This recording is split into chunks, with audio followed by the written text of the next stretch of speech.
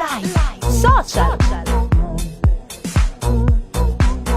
Fanciulli e fanciulle, buonasera, ben ritrovati. Siamo sempre noi live social, solo sulle frequenze di Radio Dolomiti. Siamo sempre qui ad allietare questa lunghissima notte.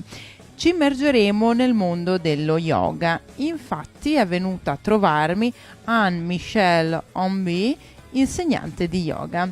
Ben arrivata, Anne-Michelle. Grazie, buonasera. Allora, Michelle, io vorrei partire un po' dalla sua storia.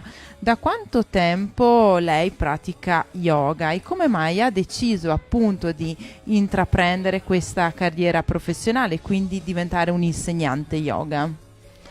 Buona domanda. Sono ormai 23 anni che studio lo yoga e un viaggio in India che mi ha portato a scoprire questa disciplina. Direi che la cosa che mi ha più attirata in questa disciplina è la parte artistica, comprendere lo yoga come un'espressione della propria persona. Bene, bene. Quindi insomma già qualche anno, no? Che lei pratica e che insegna. 10 anni che insegno, 10 anni. Sono 15 anni che ormai sono in Italia. Bene. Lo yoga che ho scelto si chiama la nuova volontà yoga. Ah, ok, perché ovviamente esistono varie tipologie di yoga, giusto? Molto giusto.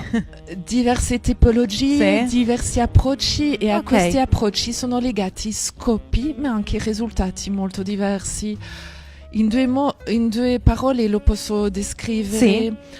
Abbiamo certi yoga che hanno fatto il giro dall'India verso l'America. Ok. Ashtanga yoga, Iyengar yoga o per l'Europa diciamo che sono degli yoga molto acrobatici che fanno degli esercizi belli Sì. che richiedono una vera prestazione fisica. Dall'altro lato abbiamo altri tipi di yoga che sono degli yoga diciamo più interiore, più legato a una forma di meditazione. Certo. Kundalini yoga, tantra yoga. Ok. Ciò che propongo non è né l'uno né l'altro. Bene. Invece come diciamo una via di mezzo. È un mix. O diciamo il punto mediano tra l'uno e l'altro. Ok, perfetto. Quindi interiorità da una parte, dall'altra parte esercizio fisico, però non a quei livelli, diciamo, acrobatici, giusto? Ci può anche arrivare, Ok. però l'approccio inizia sempre con un'attività mentale. Ok. Diciamo Bene.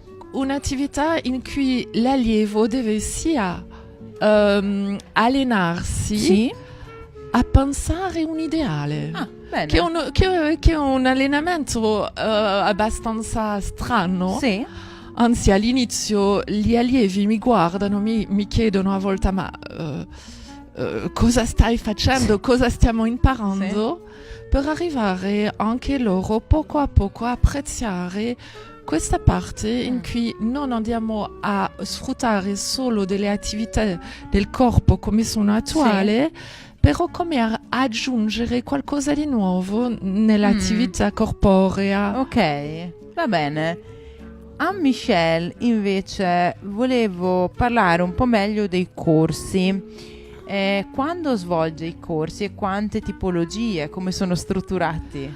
Allora, il corso che propongo è un po' una risposta alla domanda attuale.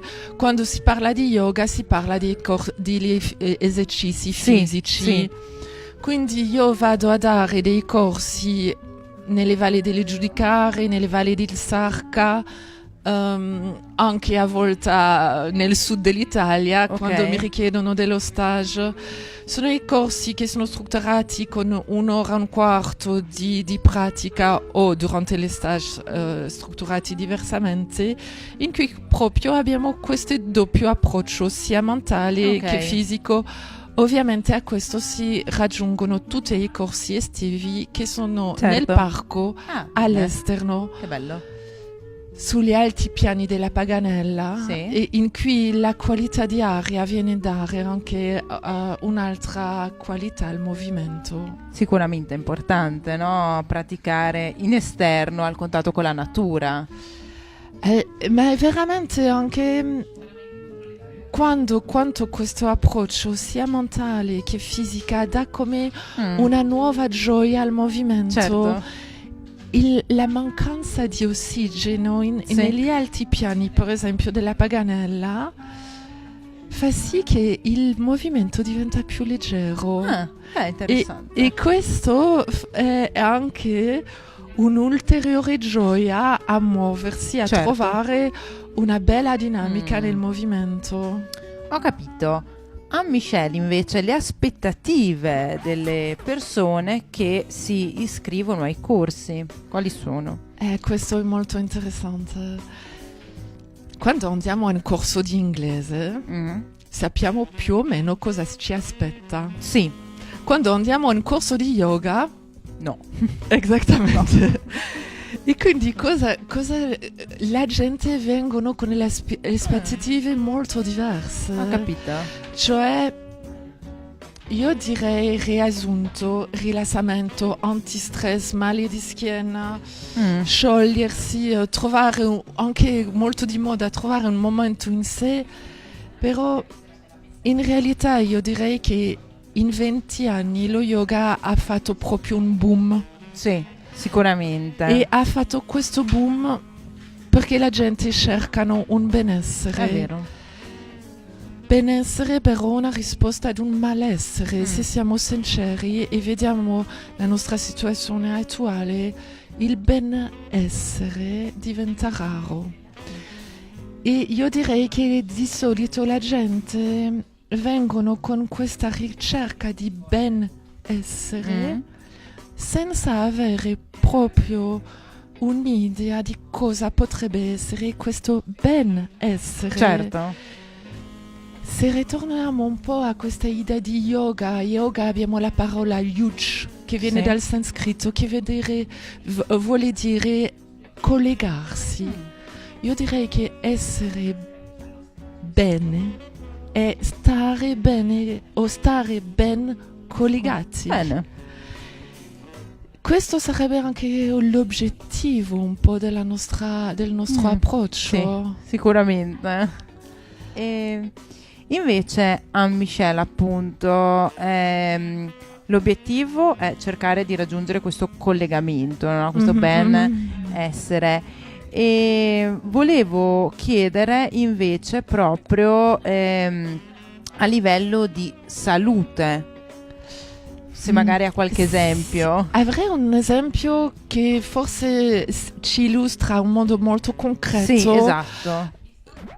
Cosa è questo benessere? Esatto. O potremmo dire cosa è la salute? Mi ricordo bene di un medico antroposofo, anzi un signore di Trento, il signore Gasperi, che diceva: conosciamo la patogenesi, quindi lo sviluppo della malattia, però non la salute genesi, lo sviluppo della salute. Le persone vengono ai corsi con un mal di schiena, per esempio, e hanno una buona idea là dove li fanno male. Hanno anche una buona idea di quali movimenti non possono fare, anzi non sono mica sicura che sia un'idea, è solo il dolore. Avere un'idea dell'ideale della schiena ben eretta. Penso che è una cosa che si coltiva e che di solito la gente non hanno. E nei corsi di yoga la parte mentale è proprio di creare questa immagine e la creiamo in modo molto pratico, riprendendo un po' la visione medicinale, diciamo, della colonna vertebrale, che è ripartita in 3 parti. Cervicale, dorsale, lombare. Ogni parte dovrebbe idealmente avere una qualità che gli è propria.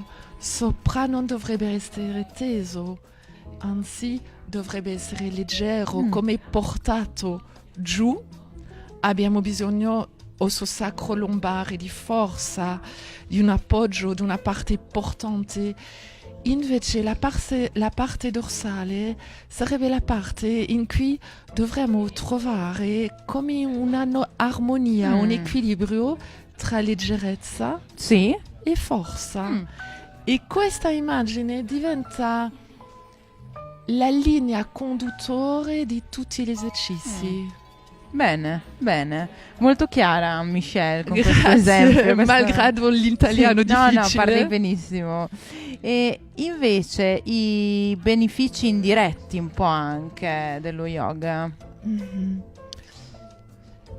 Allora, con questa immagine, se rimaniamo su questa tripartizione della colonna vertebrale, la persona che viene al corso di yoga con un male di schiena ritrova come un nuovo approccio o diciamo una nuova immagine del proprio corpo e questa immagine ci permette di avere un proprio sentimento. Per esempio, si rendiamo conto solo allora, se le spalle sono tese e dure, si rendiamo conto se la zona lombare è troppo morbida e allora da questo approccio possiamo ridinamizzare la parte centrale e ridinamizzando, spero che sia una parola italiana,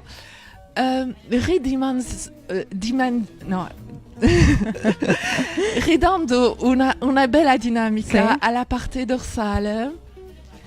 La parte sopra si rilassa, la parte giù ritrova lunghezza e si scarica un po' di questa schiacciatura delle zone lombare. E poi io direi che la gente cosa mi dicono? Mi dicono proprio che ritrovano una dinamica, un reale portamento. Bene. Dall'altro lato direi che tanti allievi mi dicono hanno imparato a creare un ideale per la salute.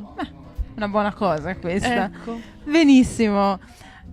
Allora Michelle, io ti ringrazio davvero tanto. Grazie. E ricordo ai radioascoltatori che appunto abbiamo chiacchierato con Anne-Michelle Ommi, insegnante di yoga. Anne-Michelle, tu vuoi fare un saluto, lasciare un messaggio?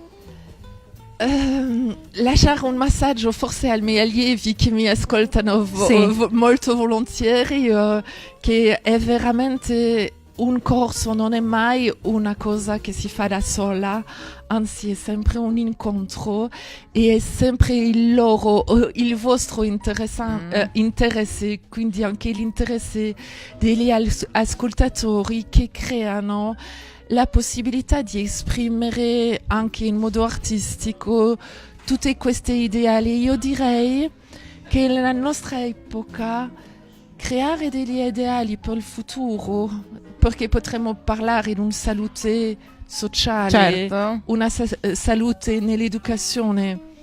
In Italia possiamo parlare di una salute in politica, dai. Ne possiamo parlare, però questi ideali, questa forza individuale di ripensarne è proprio un bel aggancio, diciamo, per il futuro. Bene, grazie anche del suo interesse e di questa possibilità di esprimersi qua. Perfetto. Live Social.